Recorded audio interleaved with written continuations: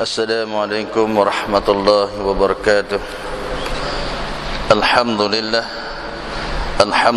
nahmaduhu wa nasta'inu wa nastahdi wa nastaghfiruh wa na'udzu billahi min shururi anfusina wa min sayyiati a'malina. May yahdihillahu fala mudilla lahu wa may yudlil hadiya lahu. Asyhadu an la ilaha illallah wahdahu la syarika lahu wa asyhadu anna sayyidina Muhammadan 'abduhu wa rasuluh. Allahumma salli wa sallim ala sayyidina Muhammadin tibbi qulubi wa dawaiha wa afiyatil abdani wa shifaiha wa nuril absari wa dhiyaiha wa ala alihi wa sahbihi wa barik wa sallim. Wa qala rabbi shrah li sadri wa yassir li amri wa hlul 'uqdatam min lisani yafqahu qawli. Allahumma dhakkirni ma 'allamtihi innaka 'ala kulli syai'in qadir birahmatika ya arhamar rahimin. Allahumma iftah 'alaina hikmataka wa nushur 'alaina min khaza'ini rahmatika ya arhamar rahimin. Wa la hawla wa la quwwata illa billahil 'aliyyil 'azim. Wa la hawla wa la quwwata illa billahil 'aliyyil 'azim. Alhamdulillah, bila kita sama-sama memanjatkan syukur tingginya kepada Allah Subhanahu wa taala, memberi kelapangan masa untuk kita berada di rumah Allah Subhanahu wa taala, telah menunaikan ibadah fardhu maghrib dengan berjemaah mengikut sunnah Nabi sallallahu alaihi wasallam. Moga-moga apa yang kita lakukan ini semua diredai dan dipandang dengan rahmat Allah Subhanahu wa taala insyaallah. Al-Fatihah. A'udzu billahi minasy syaithanir rajim. Bismillahirrahmanirrahim. Alhamdulillahi rabbil alamin. Arrahmanir rahim. Maliki yaumiddin. Iyyaka na'budu wa iyyaka nasta'in. Ihdinas siratal mustaqim. Siratal ladzina an'amta 'alaihim ghairil maghdubi 'alaihim waladdallin.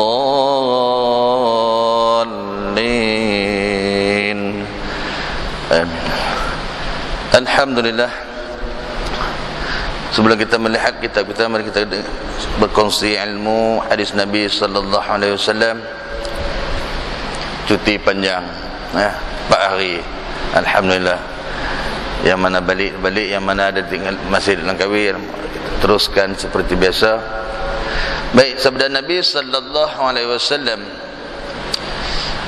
atani atim min indi rabbi azza wa jal faqala man shalla alayka min ummatika salatan kataballahu lahu biha 10 hasanah wa maha anhu 10 sayyi'at wa rafa'a lahu 10 darajat wa radda alayhi mislaha. Rawahul Ahmad an Abi Talha. Tertinggal cumi mata kena topong. Baik, maksud sabda Nabi sallallahu alaihi wasallam, datang dari sisi Tuhanku malaikat katanya. Seringkali datang kepada Nabi seorang malaikat yang diutuskan oleh Allah Subhanahu wa taala mengkhabarkan kepada Nabi sallallahu alaihi wasallam, sesiapa saja membaca selawat atas engkau 1 selawat saja, ialah ditulis baginya 10 kebajikan. Kata malaikat kepada Nabi, bagaimana-mana umat kamu yang membaca selawat 1 selawat saja, Allah Ta'ala menulis baginya 10 kebajikan. Seperti mana setiap hari Jumaat khatib tak tinggal sebut apa? Innallaha wa malaikatahu yusalluna 'alan nabi ya ayyuhalladzina amanu sallu 'alaihi wa sallimu taslima. Allah dan para malaikat berselawat kepada Nabi, wahai orang yang beriman, hendaklah kamu selawat dan sejahtera kepada penghormatan kepada Nabi sallallahu alaihi wasallam. Maknanya Allah dengan malaikat berselawat kepada Nabi. Allah dan para malaikat selawat kepada Nabi, apatah lagi kita. Apatah lagi kita yang dijadikan oleh Allah Subhanahu wa taala, mau tidak mau kita berselawat kepada Nabi. Termasuk ketika mana Nabi nak naik atas mimbar khutbah, tersebut dah dahulu. Satu tangga saja Nabi naik satu tangga, maka Jibril datang kepadanya mengkhabarkan, rugilah, celakalah pada umatmu bila mana sebut namamu tidak mengendahkannya. Nabi sebut amin ketika mana naik tangga mimbar khutbah. Dan 10 kebajikan kita dapat sekiranya satu selawat, dan gugur 10 kejahatannya. Kejahatan kita kadang-kadang kita sendiri tidak mengetahui apa yang kita lakukan. Dosa yang tersembunyi dan sebagainya. Lebih-lebih lagi mata. Mata bukan kata takat langgawi, di mana seluruh dunia ni mata ni jenuh nak jaga, tuan-tuan. Jenuh nak jaga. Maka sekiranya kita selawat kepada Nabi sallallahu alaihi wasallam, akan gugurlah 10 kejahatan. Dan kata lagi, diangkat baginya 10 darjat dan kembali kepadanya dengan rahmat yang berganda-ganda. Kita selawat kepada Nabi saja Allah Ta'ala bagi kita 10 kebajikan, gugur 10 kejahatan, dan diangkat baginya 10 darjat. Kalau kata dunia, kita boleh nampak naik darjah 1, darjah 2, darjah 3. Naik tingkatan 1, tingkatan 2. Daripada Tok Syak jadi Tok Bilal, daripada Tok Bilal jadi Tok Imam, daripada bendahari jadi pengursi, daripada JKK jadi pengarah daerah ataupun jadi menteri besar. Yang tu kita boleh nampak di dunia hal kata naik yang tingkat, tapi darjat di sini diberi oleh Allah Subhanahu wa taala yang kita tingkatkan amalan kita bersungguh-sungguh, maka tidak sama hari yang sebelumnya. Yang tu dinaikkan darjat 10 darjat. Dan kembali kepadanya dengan rahmat yang berganda-ganda. Allah Ta'ala akan bagi rahmat dengan berganda-ganda yang tidak disangka-sangka. Seperti mana di luar sana seorang budak remaja. Seorang budak remaja, dia kayu basikal. Orang miskin. Tiba-tiba basikal dia tu dirempuh oleh motor. Tayarnya bengkok. Tidak boleh naik. Dia menangis. Tuntun basikal dia tuntun sedang balik 10 km lagi nak sampai rumah. Daripada situ dia menangis balik dalam perjalanan. Maka ditanya rakan kita, kenapa kamu menangis? Saya menangis bukan kerana basikal, saya menangis, saya balik saya lagi kena godam, kena pukul oleh mak dan ayah saya. Sebab saya ni orang miskin, ada yang ni satu je basikal ni. Maka sekiranya rosak, tak lagi ayah saya pukul. Ayah saya jenis panas baran. Maka dia bimbang dan takut dalam keadaan dalam menangis balik. Dia kata kawan kita, kamu jangan takut, jangan risau, tenang. Umur dalam 15-16 tahun. Daripada kamu nak berjalan daripada sini sampai ke rumah kamu hendaklah selawat kepada Nabi. Allahumma salli ala Muhammad wa ala ali Muhammad. Jangan berhenti sampai rumah. Dia pun buat selawat, sambil selawat berjalan-jalan sampai ke rumah. Duk esok dia main jumpa. Dia main jumpa, tanya, macam mana? Ayah saya tidak marah saya. Ayah saya peluk saya, tengok tubuh badan saya di mananya luka dan sebagainya. Basikal dia tidak peduli terus. Sebab apa? Dengan selawat itu Allah Ta'ala menyejukkan kepada kedua ibu bapa dia. Sebab dengan selawat ini Allah Ta'ala bagi rahmat kepada ibu bapa dia, menyenangkan, ketenangan bagi kepadanya. Akhirnya dia tidak kena marah. Maka sekiranya kalau di rumah kita sekali, kalau kita jenis naik angin sangat, di rumah pun boleh kita nak marah ke isteri sangat kan, maka bagi tahu ke isteri wawai, apa-apa di rumah sentiasa akan selawat. Kita balik rumah lagi memang dapat ketenangan, tak jadi marah kan. Selawat selalu kepada Nabi sallallahu alaihi wasallam. Sekiranya kita selawat selalu ni, Allah Ta'ala akan seperti mana naikkan derajat dan sebagainya, dan kebajikan dan sebagainya kita memperolehi daripada Allah Subhanahu wa taala. Seperti mana dan kita selawat juga, satu selawat kata Nabi sallallahu alaihi wasallam, kita selawat saja Allah Ta'ala utuskan satu malaikat mengkhabarkan kepada Nabi, si Fulan bin si Fulan ini telah selawat kepadamu. Dia sebut dengan nama. Walaupun Nabi telah wafat, tapi sentiasa diberitahu oleh malaikat siapa ada selawat, siapa ada selawat, diberitahu oleh malaikat kepada Nabi. Maka kita mengambil kesempatan dengan selawat ini, sebab itu ada baiknya bila mana habis waktu Isya ataupun waktu subuh, kita soft itu berdiri sambil selawat dan bersalaman. Yang tu untuk apa? Untuk kita sendiri mendapat kebajikan daripada Allah Subhanahu wa taala. Moga-moga dengan satu hadis ini kita dapat memahami dan dapat aman dalam kehidupan kita, insya-Allah. Baik, kita melihat kitab kita.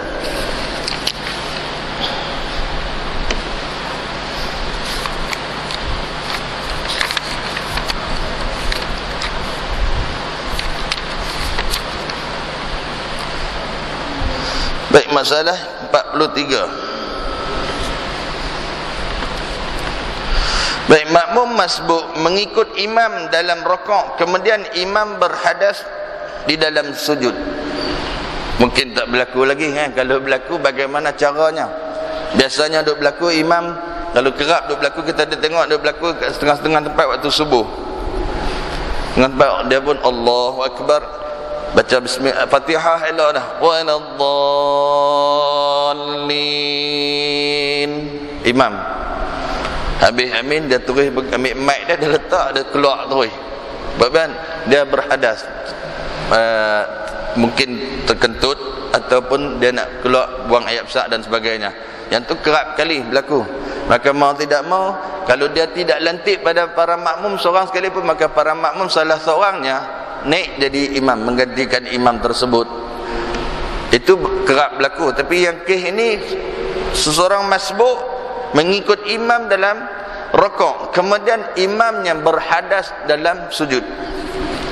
Baik, apabila makmum masbuk mendapat imam dalam rakaat, maka terus ia mengikutinya dan sempat bertumaninah. Dia masuk main lambat. Bila main lambat, dia pun Allahu Akbar, takbiratul ihram, imam pun Allahu Akbar, terus sujud, terus rakaat. Maka dia pun ikut rakaat dan sempat bertumaninah, dapat rakaat itu dengan sebab dapat tumaninah ia serta imamnya dalam rakaat. Kemudian imamnya berhadas di dalam sujud. Tiba-tiba bila imam turun kepada sujudnya, berhadas. Mungkin batal angin keluar dan sebagainya, maka berhadas. Bagi orang yang masbuk itu, maka makmum yang masbuk itu adalah ia dikira mendapat rakaat itu tanpa khilaf lagi. Maka dia dikira dapat rakaat itu. Sebab nak dapat rakaat, syarat dia apa dah? Bila mana imam rakaat, seorang masbuk itu rakaat dapat tumaninah, maka dapat rakaat itu. Walaupun dalam sujud itu berhadas sekalipun, dia dikira dah dapat rakaat. Orang yang masbuk sama orang yang muwafiq itu sudah tentu dapat. Yang kira orang yang masbuk, dia main masbuk, maka dia bila takbiratul ihram, dia rakaat serta dengan imam, dapat tumaninah. Bila imamnya sujud, imam berhadas, maka berhadas itu imam batal. Makmumnya masbuk tadi dapat rakaat dia, maka teruskan sembahyang. Karena ia telah mendapat rakaat yang dikira diperolehi oleh imamnya. Sebab rakaat itu dapat peroleh dengan imamnya, dikira sebagai dapat rakaat. Masalah ini disebutnya oleh Al-Baghawi, demikian juga dinakilkan pada syarah mazhab dan taswir masalahnya. Apabila imam berhadas dalam sujud, yang berarti jika berhadas ia dalam rakaat. Yang tu tak pahala sekiranya berhadaskan dalam sujud. Dia dah dapat rakaat, sebab dia ketika mana rakaat tadi dah dapat rakaat. Kalau sujud hadas tidak mengapa. Tapi sekiranya, artinya jika berhadasnya dalam rakaat, bagaimananya? Atau dalam i'tidal, tidak mendapat ia rakaat itu, dan boleh juga diartikan tidak mendapat keseluruhannya. Sekiranya makmum masbuk tadi, dia takbir Allahu Akbar, ketika mana nak turun rakaat, imam berhadas, imam Allahu Akbar, tiba-tiba dia berhadas, maka sekiranya makmum tadi turun juga dengan rakaat, Ketika itu tidak apa lagi, imam baru takbir turun rakaat. Maka dalam rakaat itu imam berhadas, maka makmum itu pun tidak dapat rakaatnya. Termasuk sekiranya dalam i'tidal sekalipun imam sami Allahu liman hamidah, maka makmum tadi pun tidak dapat rakaat, sebab ketika itu belum lepas lagi dua rukun fi'li. Dan sepatutnya dikirakan juga mendapat rakaat bagi makmum sekiranya yang ni kita kena ada ilmu untuk mendapatkan rakaat. Sekiranya nakkan juga rakaat itu, imam berhadas dengan syarat makmum sempat bertumaninah. Ketika mana imam rakaat, Allahu Akbar, dia pun Allah, makmum pun Allahu Akbar rakaat. Ketika itu dah dapat tumaninah, maka selepas tumaninah tu imam berhadas. Ketika mana imam nak sami Allah tu ataupun nak tengah sami Allah berhadas, maka makmum ni kena ada ilmu. Sekiranya dia telah mengetahui, maka dia boleh niat mufaraqah. Cerai dengan imam, dia sami Allah liman hamidah, maka dia dapat rakaat. Sebab ketika mana rakaat tadi dapat tumaninah, maka imam nak naik bangun i'tidal itu dia mufaraqah. Cerai dengan imam. Bukan senang nak tahu tuan-tuan. Bila rakaat nak tahu apa? Kan? Kecuali imam itu diberitahu aku batal. Bila batal, maka ketika mana sami dia nak bangun itu, maka dia boleh niat mufaraqah dengan imam. Bertemanah serta dalam rakaat, kerana bahwasanya rakaat itu dikira dapat oleh imam sebelum ia berhadas. Maka ketika mana rakaat tadi kerana dapat dikira rakaat, maka makmum pun rakaat sebelum i'tidal, dia niat mufaraqah makmum tadi, maka dia dikira dapat rakaat itu. Dan barangkali masalah ini telah berlaku pertukaran ibarat. Boleh jadi datang masalah ni pertukaran ibarat. Sebab apa? Awal tadi dah sebut imam sujud, imam berhadas bila mana sujud. Sepatutnya apa yang dari sini, maka tersilap letak kalimah sujud. Sebenarnya bukan nak kena letak kalimah sujud, sepatutnya kena letak kalimah rakaat.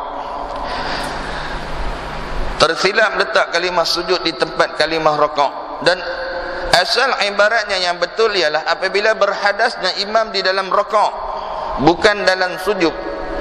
Dan yang menunjukkan di atas demikian bahawa al-qadhi telah berkata ia, dan jika mendapati makmum yang masbuk imamnya dalam rakaat dan sempat ia bertumaninah sertanya di dalam rakaat itu, maka tak kala imam mengangkat kepalanya, makmum berniat mufaraqah dengannya, maka harus hukumnya. Jelas yang sebut tadi. Sekiranya dia pun imam rakaat, ketika rakaat makmum masbuk ni rakaat, maka ketika mana imam nak i'tidal, imam itu berhadas ketika mana dalam rakaat nak bangun daripada i'tidal, maka makmum tadi niat mufaraqah cerai dengan imam, maka hukumnya harus dibolehkan, maka dia dapat rakaat itu dan ia dikira mendapat rakaat itu. Dan demikian dijelaskan oleh Al-Baghawi rahmatullah dalam petuanya. Maka faham kita di sini, sekiranya imam itu berhadas dalam rakaat, kita mungkin tak tahu lagi sebab imam berhadas. Bagi makmum mungkin tak tahu lagi. Ketika mana dia nak bangun i'tidal, aku berhadas, dia akan sebut. Ketika itu ketika nak bangun itu kita niat mufaraqah terus. Syarat dia apa? Imam itu maklum pada makmum, kan? Kalau tak maklum, kita pun tak tahu apa, kan? Nak tahu mana? Kalau kata buang angin, siapa nak tahu? Bukan nampak, kan? Dia sendiri yang tahu. Imam itu saja yang mengetahui, orang lain tidak mengetahui. Dan baik, masalah seterusnya, imam rakaat sedangkan makmum membaca menghabiskan surah. Imam rakaat sedangkan makmum membaca menghabiskan surah. Imam dah rakaat dah, tapi makmum ni asyik dia nak bagi habiskan surah yang dia baca itu. Contohnya imam maghrib tadi, imam dah rakaat, tapi makmum tadi dia baca Fatihah habis, dia terus sambung baca surah. Sebab tengok imam tak habis baca surah lagi, dia pun ambil satu surah, dia pun baca. Bila dia nak habis, tak habis baca surah tu, dia tak mau rakaat, dia tunggu nak bagi habis surah tersebut. Apabila imam mendahului makmum dengan bacaan surah dalam sembahyang jahriyah, yakni sembahyang nyaring, ataupun sembahyang sirriyah yang sembahyang tidak nyaring, dan terus rokok ia sedangkan makmum masih ia membaca untuk menghabiskan surah, maka ia dapat menghabiskan surah itu dan sempat ia mendapat imam di dalam rokok. Sekiranya dia boleh habiskan surah juga, dia dapat tumaninah bersama imamnya, dapatlah rakaat itu. Sekiranya dia baca surah tu bagi habis, dia rokok dapat tumaninah dengan imam, dapatlah rakaat itu. Dan berkata Abu Muhammad, maka sesungguhnya makmum itu telah melakukan kesalahan, tapi sebenarnya dia telah melakukan kesalahan. Sekiranya imam masih dalam rokok, dia dapat rakaat. Tetapi sekiranya imam dah i'tidal, sami Allahu liman hamidah, dah surah dia baru nak habis, maka sekiranya imam dah i'tidal, imam nak turun sujud, dia pun baru habis surah, dia nak rokok, sekiranya dia rokok itu batal sembahyang dah, batal sembahyang dah, sebab dah terlepas dengan imam dua rukun fi'li. Kan kita dah sebut dulu, tidak boleh tertinggal dengan imam orang yang mawafiq adalah dua rukun fi'li, dua rukun perbuatan walaupun pendek. Maka dia duk gatai punya pasal dia baca surah, nak bagi habis surah, imam nak i'tidal, imam nak turun sujud, dia pergi rokok, maka batal sembahyang makmum itu. Mau tidak mau ketika mana imam turun sujud, dia ikut sujud dengan imam, maka dia tidak dikira rakaat itu. Karena melakukan kesalahan, karena mengikut imam itu hukumnya wajib, dan membaca surah hukumnya sunat juga. Karena ikut imam itu wajib, baca surah itu hanya sunat. Baca surah sunat ketika mana sembahyang berjamaah, doa iftitahnya sunat, semua perkara sunat. Kalau sekiranya imam melakukan rukun, kita kena tinggalkan perkara yang sunat. Tapi tak semualah, ada setengah tu pasal dia istiqamah, duk biasa diri dia baca surah dan sebagainya. Sekiranya jangan berlaku dua perkara ni. Sekiranya imam nak turun sujud, dia pergi rokok, maka batal sembahyang dia. Jangan sekali-kali melakukan perkara tersebut. Saya rasa malam ni saya baca dua tajuk saja. Saya nak berkongsi dengan tuan-tuan mengenai Imam Syafi'i sedikit, kan? Imam Syafi'i, sebab ada yang duk tanya banyak, kan? Siapa dia tu Imam Syafi'i, kan? Nama apa Imam Syafi'i? Kita duk ikut mengaji semuanya ikut mazhab Imam Syafi'i. Imam Syafi'i nama tu sebenar-benar nama apa? Tuan-tuan, nama apa Imam Syafi'i? Mungkin ada kena. Kalau tanya tu imam kita nama apa? Tu imam kita Ustaz Nurdin. Alhamdulillah boleh kenal, kan? Ustaz Nurdin boleh kenal. Tapi yang kita diikut mazhab dekat hari ni, kan, diikut yang kita baca kitab ni pun ikut dalam mazhab Imam Syafi'i. Dalam kitab Bahrul Madhi pun mengikut kitab Imam Syafi'i. Sabilal Muhtadin, semua ahli sunnah wal jamaah semuanya mengikut mazhab Imam Syafi'i. Tiba-tiba kita tidak kenal tok guru yang kita memperolehi mempelajari mazhab tersebut. Bila tak kenal, rasa macam tak upah nak solat, maka ditanya, banyak tempat ditanya, kan, siapa dia sebenarnya Imam Syafi'i? Maka di sini bila dah tanya, saya nak berkongsi dengan tuan-tuan. Sekurang-kurangnya tuan-tuan dapat ilmu siapa dia Imam Syafi'i tersebut.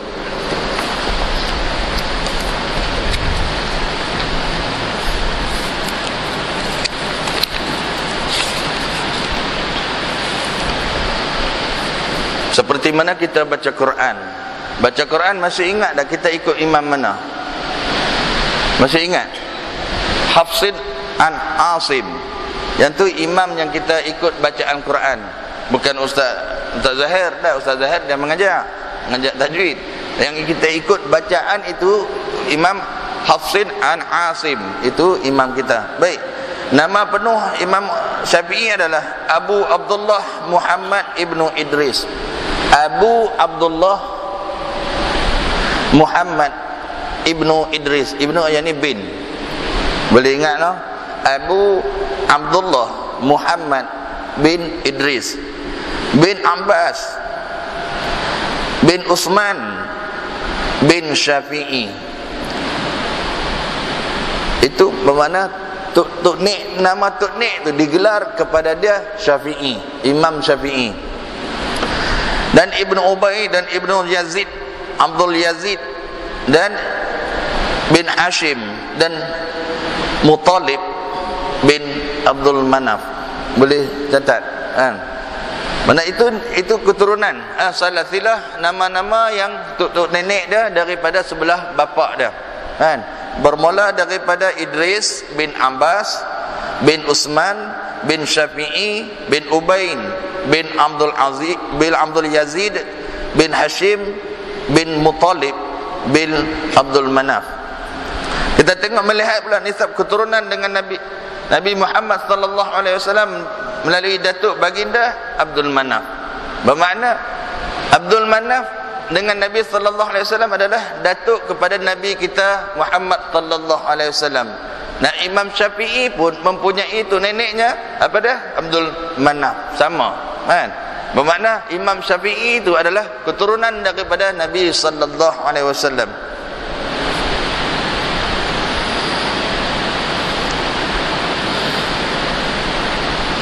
Baik, sebelah maknya nisab ibu kepada Imam Syafi'i ialah Fatimah binti Abdullah. Fatimah binti Abdullah bin Hasan bin Husain bin Ali bin Abi Talib.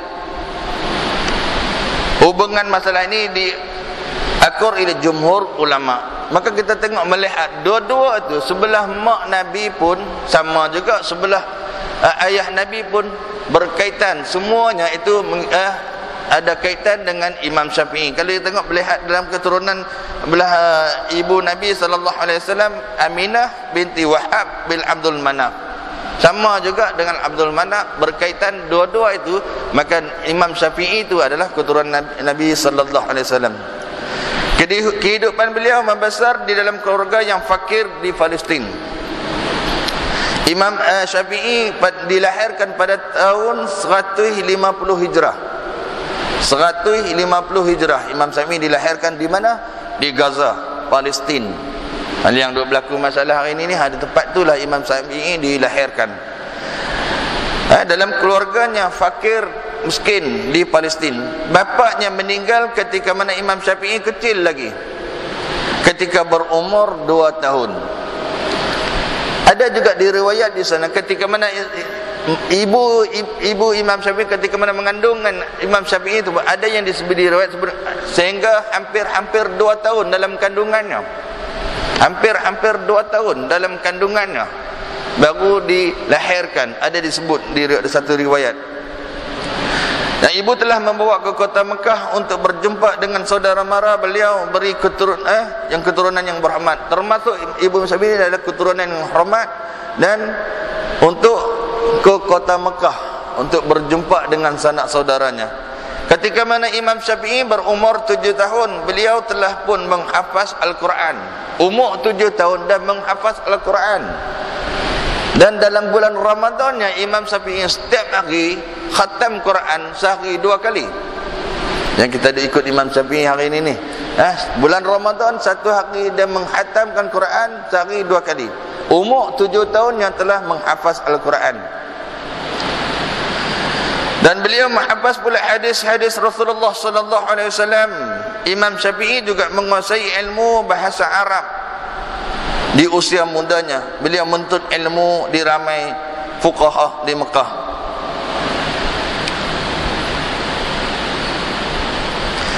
Dan Imam Syafi'i kerap kali berhijrah ke luar negara seperti menggunting mutiara ilmu dari ramai ulama tersohor masa itu. Beliau pergi ke Madinah untuk berjumpa dengan Imam Malik. Ketika mana beliau pergi ke Madinah itu untuk berjumpa Imam Malik untuk menuntutkan ilmunya, dan tinggal bersama sehingga penghujung hayat Imam Malik. Duduk bersama dengan Imam Malik di Madinah sehingga penghujung hayatnya. Imam Malik meninggal dunia pada tahun 179 Hijrah. Imam Malik meninggal dunia pada tahun 179 Hijrah. Setelah itu Imam Syafi'i menyibukkan diri dengan ilmu agama. Beliau bertugas di Yaman. Ketika beliau di Yaman, beliau diangkat menjadi setiausaha penulis istimewa Gamno di Yaman, sekaligus menjadi guru besar di Yaman. Di Yaman dia dapat menjadi penulis setiausaha kepada Gamno, terus menjadi satu. Maka beliau termasuk orang pendatang. Di sinilah kita kena dapat ilmu sedikit. Ketika mana di Yaman, dia ni seolah-olah menjadi pendatang lah, kan? daripada Gaza dia pergi Mekah, daripada Mekah pergi Madinah, daripada Madinah dia masuk ke Yaman. Bila dia masuk Yaman, dilantik dia sebagai setiausaha penulis untuk agama. Ketika itu secara tiba-tiba mengaku jawatan yang tinggi, maka ramai yang tak setuju lah. Ni orang luar kan, orang luar mana boleh ambil jawatan. Dia berlaku seperti mana Nabi sallallahu alaihi wasallam ketika mana daripada Makkah hijrah ke Madinatul Munawwarah, maka ada yang tidak setuju. Siapa dia? Abdullah bin Ubay. Dia baru main saja nak ambil tempat dan sebagainya. Termasuk Imam Syafi'i baru main saja di Yaman, tiba-tiba ambil jawatan. Tak patut sangat kan, mana boleh bagi dia jawatan. Penduduk Yaman tidak setuju. Imam Syafi'i masuk mula ke Baghdad 3 kali. Kali pertama pada tahun 183 Hijrah. Al-Istidrak telah menceritakan bahawa waktu Khalifah Harun al-Rashid, kita kena tengok bagaimana dia pengorbanan yang dia lakukan. Ketika mana di Baghdad itu Khalifah Harun al-Rashid sedang marah terhadap kaum Syiah. Ketika itu Syiah telah tersebar dengan keseluruhannya. Maka Harun al-Rashid rasa naik marah. Siapa-siapa saja menyebarkan perkara kaum Syiah, pembawakan ilmu Syiah ini, ditangkap, kena dibunuh. Termasuk hari ini dalam negara kita pun dituduh macam-macam. Duk guru ni Syiah, datuk ni Syiah dan sebagainya duk tuduh. Sama saja daripada dulu duk berlaku dah tuduhan ini. Maka ketika itu satu kali datang surat khalifah dari Baghdad, dalam surat yang ditujukan kepada wali negeri itu. Maka bila mana diutuskan oleh Sultan Ar-Rasyid ini bagi kepada negeri-negeri surat senarai nama, siapa-siapa yang terlibat nama tersebut tangkap dan bawa ke Baghdad dan sebagainya. Kaum Syiah tegak. Untuk pertama kali yang paling penting adalah para pemimpin, jika urusan penangkapan telah selesai, semua mereka akan dikirimkan ke Baghdad. Semuanya harus dibelenggu dan dirantai. Imam Syafi'i juga ditangkap kerana di dalam surat tersebut dinyatakan bahawa beliau termasuk dalam senarai para pemimpin Syiah. Ketika mana di Yaman itu pun Imam Syafi'i telah dituduh dia pun pembawa Syiah dan sebagainya. Maka dalam senarai tersebut termasuk nama Imam Syafi'i, maka dia pun kena ditangkap. Ketika peristiwa itu terjadi pada bulan Ramadan, Imam Syafi'i dibawa ke Baghdad dengan dirantai kedua belah tangannya dalam keadaan dibelenggu. Daripada Yaman nak pergi Baghdad jauh tuan-tuan, 2 bulan perjalanan, berjalan kaki dalam keadaan rantai dan dibelenggukan. Kepada siapa? Kepada Imam Syafi'i. Yang kita diikut dia ni, selama kita diikut mazhab dia ni, maka dia dibuat sedemikian, dibelenggu, dan para tahanan disuruh berjalan kaki mulai dari Arab Selatan Yaman sampai ke Arab Utara Baghdad, yang merempuh perjalanan selama 2 bulan. Sampai ke Baghdad belenggu belum dibuka, yang menyebabkan darah-darah hitam melekat pada rantai-rantai yang mengikat tangan mereka. Semuanya berdarah, kaki berdarah, tangan berdarah, sebab perjalanan 2 bulan itu dalam keadaan berrantai sehingga sampai ke Baghdad ikatan itu tidak dibuka sampai kepada Baghdad.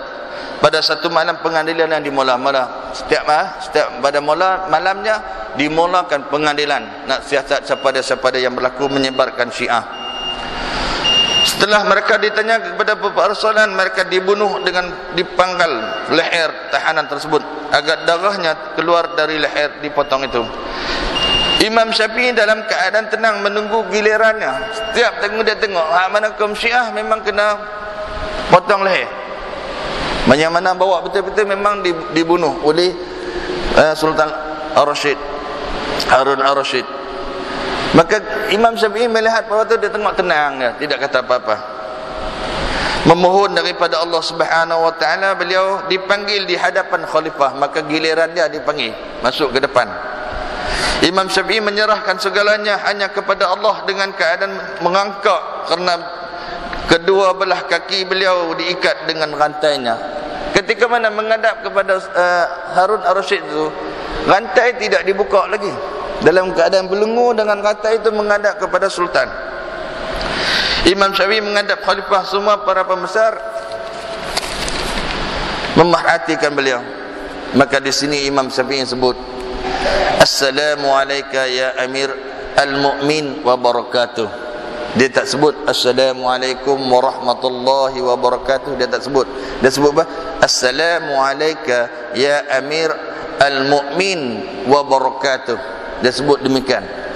Maka Harun ar-Rasyid menjawab apa? Waalaikumsalam warahmatullahi wabarakatuh. Tunggu jawab. Kemudian baginda pun bertanya kepada Imam Syafi'i. Katanya, mengapa engkau mengucap salam dengan ucapan yang tidak diperintah oleh sunnah? Harun ar-Rasyid tanya kepada Imam Syafi'i, kenapa kamu ucapkan salam yang diperintah dalam sunnah? Assalamualaikum warahmatullahi wabarakatuh. Tetapi kamu tidak ucap demikian. Kamu ucap Assalamualaikum ya Amir Mu'minin wabarakatuh. Warahmatullah tidak ada. Kenapa kamu ucap demikian?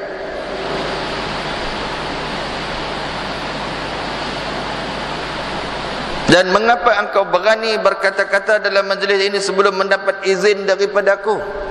Dan kenapa pula kamu berani boleh ucapkan salam itu tanpa izin daripada aku? Maka Imam Syafi'i menjawab, saya tidak mengucapkan kata warahmatullah karena rahmat Allah itu terletak dalam hati baginda. Karena dia tak sebut warahmatullah itu karena rahmat itu telah terletak kepada baginda Nabi kepada baginda, yakni Sultan Harun ar-Rasyid. Mendengar kata-kata hati itu baginda jadi lembek. Kemudian Imam Syafi'i membaca dalam satu ayat. Tuan-tuan boleh catat dalam itu surah An-Nur ayat 55. Surah An-Nur ayat 55. Maksud dia, dan Allah telah berjanji kepada orang yang beriman di antara kamu dan mengerjakan amal-amal yang soleh, bahawa dia sesungguhnya menjadikan mereka berkuasa di bumi sebagaimana dia telah menjadikan orang yang sebelum mereka berkuasa. Di sini ayat seperti mana kita dah sebut dalam surah An-Nur itu, dalam ayat 55, Allah Ta'ala sendiri yang mengangkat itu bagi mana-mana yang Allah Ta'ala nakkan bagi kuasa. Dalam kuasa tersebut, bagi kuasa itu untuk bagi kepada rakyatnya dalam keadaan tenang dan aman, dengan mengukuhkan bagi mereka agama yang telah diredai untuk mereka, dan benar-benar akan menukar keadaan mereka sesudah mereka berada dalam ketakutan menjadi aman dan sentosa. Maka bagi Ar-Rasyid, dia membawakan ahli sunnah wal jamaah, dia bertanggungjawab. Bagaimana rakyat dia di bawahnya ketika mana berada, dia kena bertanggungjawab bagi keamanan dan sentosa. Setelah mana diberi tampuk pemerintahan kuasa oleh Allah Subhanahu wa taala, maka ketika dengar ayat tu Sultan Ar-Rasyid rasa jadi sebuah salah. Akhir sekali Imam Syafi'i baca satu ayat lagi dalam surah Hujurat ayat yang 6. Wahai orang yang beriman, jika datang kepadamu orang fasik membawa satu berita, maka periksalah dengan teliti agar kamu tidak menimpa suatu musibah kepada suatu kaum tanpa mengetahui keadaannya, menyebabkan kaum menyesal atas perbuatan kamu.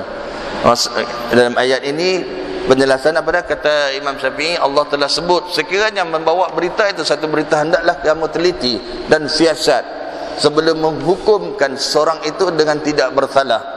Maka dengan ayat itu akhirnya Sultan Ar-Rasyid menunduk kepala sebab telah melakukan kesalahan menuduh Imam Syafi'i itu membawa Syiah. Akhirnya dilepaskan kepada Imam Syafi'i sebab dengan dalil-dalil hujah-hujah yang ditujukan oleh Imam Syafi'i itu membawakan bahawa Imam Syafi'i itu bukan pembawakan Syiah. Maka seperti mana hari ini demikian juga, sekiranya duk tuduh-tuduh tu jangan duk tuduh-tuduh, panggil, tanya dan sebagainya, baru membuat tuduh keputusan itu. Tidak boleh menuduh dan sebagainya. Seperti mana kalau Imam Syafi'i para Nabi kena, kalau orang zaman lah kena perkara kecil lah.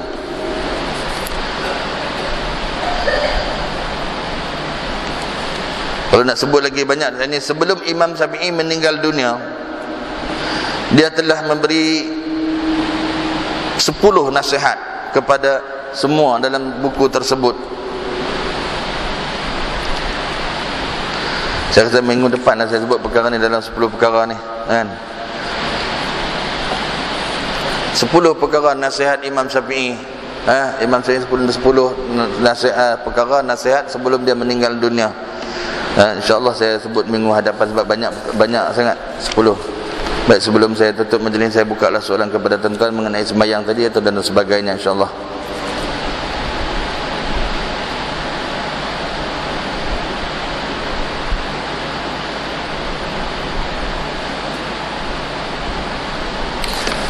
Saya buka soalan kepada tuan-tuan sekiranya ada soalan, insyaAllah. Mata tak buat, dia kena terpong. Baca kitab pun tak seronok tu, saya pendekkan.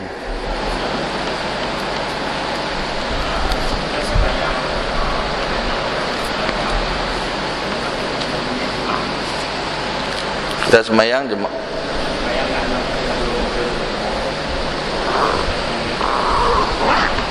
belum cukup umur. Sekiranya yang belum cukup umur, dia telah bersunat dan sebagainya, dia telah mengetahui antara najis dan suci dan sebagainya, dia boleh ikut dengan baik rukun sembahyang dengan syarat sahnya, maka kita boleh jadi niat imaman, boleh kan. Setengah-setengah tu anak umur 7 tahun 8 tahun dia boleh ikut dengan baik dah, dia dah telah sunat dah, maka boleh jadi imam boleh. Dia syarat dia sunat dan sebagainya, boleh. Kalau kecil tu dia tidak mengetahui apa yang mengenai segi rukun sembahyang, syarat sah dia tidak tahu kan, syarat sah dia tidak tahu, maka tidak harus jadi niat imaman lillahi ta'ala. Sebab dia tak tahu, saya lagi kita jadi imam, dia kecil lagi kan, dia mayang-mayang tengok kita seorang-seorang tinggal, dia pergi ke mana tak tahu, duk main cara dia kan, bukan dia sembahyang betul, dia budak lagi, kecil lagi, maka tidak harus untuk jadi imam dalam rumah lah. Ada soalan ni boleh? Boleh 5 minit ni buka pada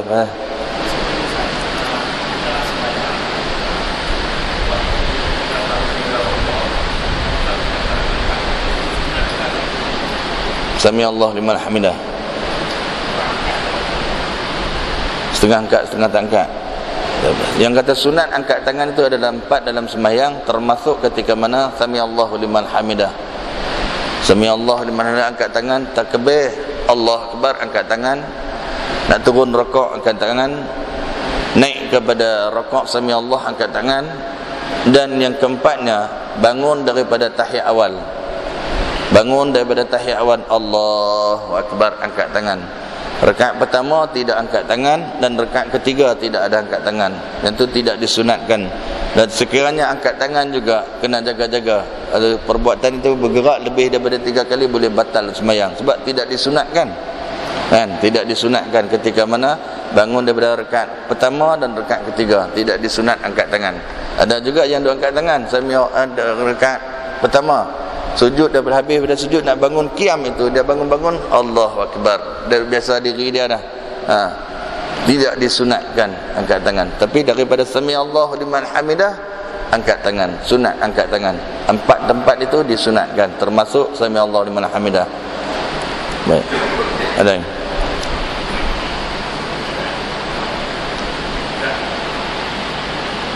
ya.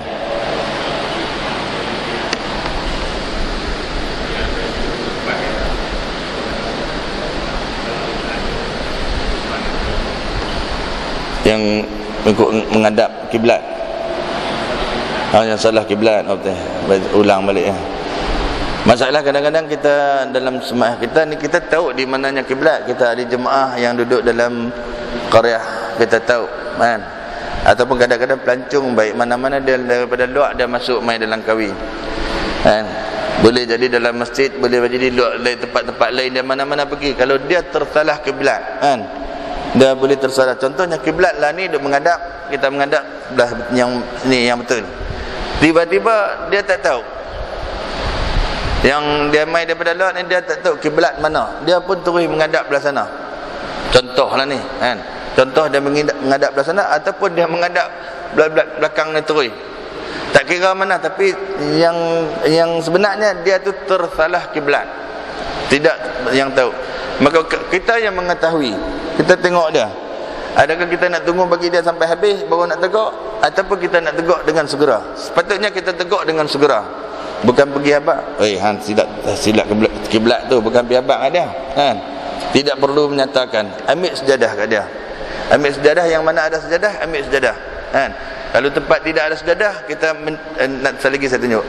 Sekiranya ada sejadah, ambil sejadah. Contohnya dia menghadap belah sana, maka ambil sejadah, letak di sebelah dia, letak. Contoh dia ada berdiri tempat ni, maka letak dia boleh menampakkan telah letak sejadah. Maka dia nampak sejadah, dia akan bergerak, pusing. Oh Allah, yang ni yang betul pun dah. Aku duduk menghadap belah ni, dia akan pusing. Kan? Sebab dia telah mengetahui dia telah tersilap kiblat. Yang mana dia telah awal yang tadi dia sembahyang itu sah dari segi syarak. Yang sembahyang seterusnya dia kena menghadap yang sebenarnya, yang telah ditunjukkan, yang mana siapa yang mengetahui bagi dia. Kalau kita dah yang tu ada sejadah, tak apalah. Kan? Kalau tidak ada sejadah, maka kita sendiri boleh. Kan? Kita sendiri boleh pergi berdiri sebelah dia, menghadap belah kiblat yang sebenar, takbir Allahu Akbar. Kan? Allahu Akbar. Maka dia pun tengok-tengok, oh Allah, aku pun silap. Maka dia akan menghadap belah kiblat. Sekiranya dia pun kita buat demikian, tapi kalau kita sebenar ada sembahyang, tapi kita boleh dengan syarat untuk tunjuk semata-mata. Bukan kita nak sembahyang, kita dah selesai sembahyang, cuma nak bagi tahu dia yang ni kiblat. Kita boleh dengan syarat Allahu Akbar, sebelah dia. Maka kita pun selesai dah. Kalau dia menghadap tu, selesai habis kerja. Kita dah buat demikian, dia duk bukan gedebe tu tak. Dia masih dia kata ni, dia ni buat main-main kat aku apa. Kan? Pasal apa kita habis takbir tu kita bergerak. Sebab kita bukan sembahyang, cuma nak tunjuk bagi tahu keadaan yang ni kiblat. Kita dah bergerak, tengok dia masih duduk demikian, kita boleh ubahkan dia. Kan? Boleh ubahkan dia untuk menghadap kiblat. Ketika itu dia pun mengetahui bahwa dia itu bukan menghadap kiblat. Boleh buat demikian. Dalam ketika mana sembahyang telah salah kiblat atas darat. Kalau atas laut tu cerita lain lah. Dalam niat, ketika mana niat elok dah, takbir elok dah, menghadap kiblat, betul dah, tiba-tiba angin tiup bot kita dalam laut.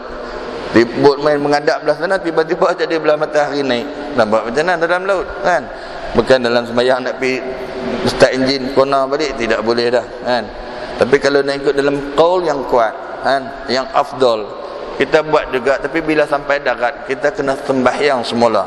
Kalau sembahyang sunat tidak mengapa. Kalau sembahyang sunat telah ketika mana niat itu menghadap kiblat, habis dalam duk sembahyang itu tiba-tiba angin tiup, teralih kiblat. Sembahyang sunat tidak perlu mengganti semula. Tapi kalau sembahyang fardu, qaul yang kuat, pendapat yang kuat, ketika mana kita sampai darat, kita kena tunai semula, melakukan semula. Tapi ada yang kata tidak mengapa dan sebagainya. Tapi itu kita boleh buat pilihan, sama ada nak ambil yang kuat ataupun yang ringan, boleh pilih yang tu. Baik. Ada lagi soalan? Yang akhir lah, yang perahu.